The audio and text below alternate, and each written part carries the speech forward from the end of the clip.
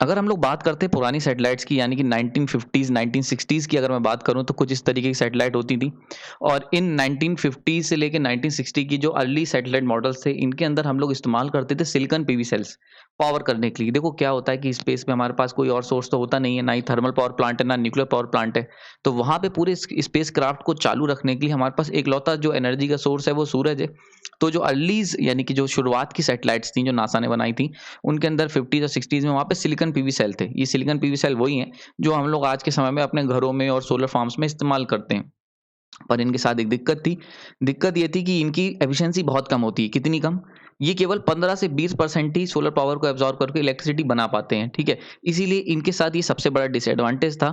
और यही जो वजह थी वो इस वजह से थी क्योंकि इनके अंदर जो सबसे बड़ी दिक्कत की बात होती है, जो कन्वेंशनल सिलिकॉन पीवी सेल्स होते हैं, ये केवल विजिबल पोर्शन ही सोलर पावर का एब्जॉर्ब कर पाते हैं, ठीक है? यानी कि पूरी सूरज की जो भी रोशनी आ रही है उसमें, क्योंकि हम जानते हैं कि सोलर एनर्जी के अंदर बहुत सारे पार्ट होते हैं, उसके अंदर इंफ्रारेड पोर्शन भी होता है, अल्ट्रावायलेट भी होता है और विजिबल भी होता है।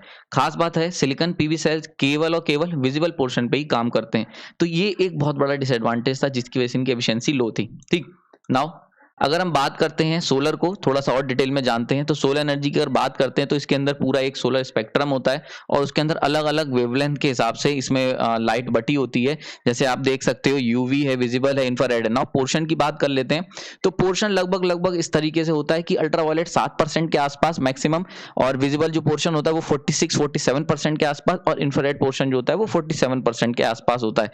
तो क्योंकि आप देख सकते हो केवल ये स्मॉल सा 46% जो है, इसी का इस्तेमाल करके सोलर पीवीज जो होते हैं वो 15 से 20% की सोलर इलेक्ट्रिक पावर बना पाते हैं, इसीलिए इनकी एफिशिएंसी काफी कम होती है। नाउ इंजीनियर्स ने इस एफिशिएंसी को बढ़ाने के लिए, यानी कि क्यों इस सोलर पीवी पैनल्स को इंप्रूव करने के लिए उन्होंने एक नए तरीके के पीवी सेल बनाए जिनका नाम था मल्टी जंक्शन सोलर सेल्स। इनको नाम दिया जाता है एमजे सोलर सेल्स, ठीक है? ये मल्टी जंक्शन सोलर सेल्स होते हैं।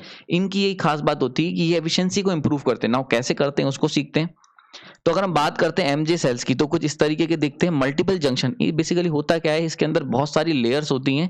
ये मल्टीपल मटेरियल की लेयर से मिलकर बने होते हैं कुछ इस तरीके से, ठीक है? यानी कि इसके अंदर कई सारी ऐसी लेयर्स आपको देखने को मिल जाएंगी। खास बात क्या होती है, ये जो लेयर्स होती हैं इनके अंदर ये कैपेबिलिटी होती है कि हर layer different wavelength of light को एब्जॉर्ब करती है। जैसे मैंने अभी बताया कि सोलर का अगर इलेक्ट्रोमैग्नेटिक स्पेक्ट्रम देखोगे तो उसके अंदर आपका विजिबल है, अल्ट्रावायलेट है, ठीक है, इंफ्रारेड है। तो ये क्या होती हैं, ये अलग अलग वेवलेंथ को एब्जॉर्ब करती हैं। अलग अलग लेयर्स अलग अलग वेवलेंथ को एब्जॉर्ब करेगी। फॉर एग्जांपल अगर पहली लेयर जो है वो विजिबल पोर्शन का एब्जॉर्ब कर रही है, तो बाकी लाइट अंदर जाएगी। अंदर जो नीचे वाली सेकंड लेयर है वो सर्टेन पोर्शन को एब्जॉर्ब करेगी सोलर पावर के, ठीक है? तो इस तरीके से ये क्या करती हैं, ज्यादा पावर को एब्जॉर्ब कर पाती हैं, मैक्सिमम यूटिलाइज कर पाती हैं सोलर पावर को। और मैक्सिमम यूटिलाइजेशन करने के बाद इनकी एफिशिएंसी 47% टू 50% एफिशिएंसी इनकी हो जाती है, ठीक? नाउ ये सेम, यानी कि जो मल्टीपल जंक्शंस मैं बात कर रहा हूँ सोलर पैनल्स की, ये यूज होते हैं सैटेलाइट के अंदर। यानी कि जो एमजे सेल्स होते हैं इनको एक नाम दिया जाता है MJ MJ third PV sales, ठीक है? इस नाम से ये काफी फेमस है, ठीक है? तो ये जो होते हैं ये बेसिकली सोलर पीवीज में यूज होते हैं। नाउ अब क्वेश्चन आता है कि अगर इतने ही अच्छे ये सोलर पैनल्स हैं, ये सोलर एमजे मल्टीपल जंक्शन के जो सोलर पीवीज हैं, अगर इतने अच्छे हैं तो हम धरती पे क्यों नहीं इस्तेमाल करते? बहुत अच्छा क्वेश्चन है ना। इसको अगर हम बात कर लेते हैं तो अगर एक नॉर्मल सोलर पीवी हमारे पास है, खास बात क्या होती है, हम ये जो सोलर पैनल जो हम लोग अपने घरों पे देखते हैं, इनकी खास बात ये होती है कि काफी ज्यादा cheap source of solar renewable energy है। ये बहुत ही सस्ते होते हैं, इसीलिए हम लोग इनको इजीली घर पे इंस्टॉल कर पा रहे हैं, सब्सिडी भी मिल रही है सरकार की तरफ से। तो जो खास बात होती है अर्थ पे कि ये काफी चीप है। लेकिन अगर मैं बात करता हूं मैं एमजे यानी कि मल्टीपल जंक्शन सोलर सेल्स की, तो इनकी कॉस्ट बहुत ज्यादा होती है। ये मैंने अभी पीछे बताया।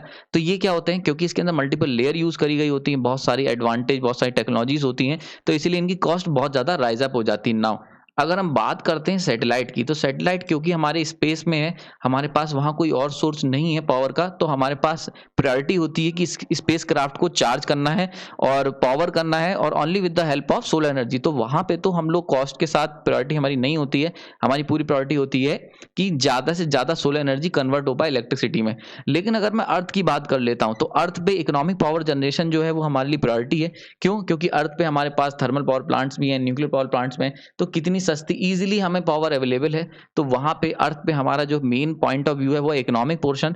तो क्योंकि सोलर पीवीज जो हैं काफ़ी सस्ते हैं, इसलिए हम लोग अर्थ पे इस्तेमाल करते हैं और मल्टीपल जंक्शन की कॉस्ट बहुत ज़्यादा हो जाएगी, तो जितनी पावर वो कन्वर्ट करेंगे उससे बहुत ज़्यादा कॉस्टली वो हो जाएंगे। तो ऐसे केस में इसीलिए ये मॉडल जो होता है फेल हो जाता है। लेकिन हाँ, रिसर्च इस पे कंटिन्यूस चल रही है, आने वाले समय में हो सकता है हमें एक सस्ते मल्टीपल जंक्शन सोलर पीवीज देखने को मिले जिनकी एफिशिएंसी भी ज़्यादा हो, 45% से लेके 50% तक, और सबसे खास बात है उनकी कॉस्ट भी कम हो। इसके ऊपर रिसर्च चल रही है। अगर इसके ऊपर कोई फर्दर रिसर्च मुझे देखने को मिलती है तो उसको मैं नेक्स्ट आर्टिकल में डिस्कस करूंगा। अगर आपको ये आर्टिकल पसंद आया है तो यहाँ पे लाइक कर सकते हैं, कुछ नई चीज़ सीखी है तो कमेंट सेक्शन में बता सकते हैं, और आपने अपना कीमती समय दिया उसके लिए धन्यवाद।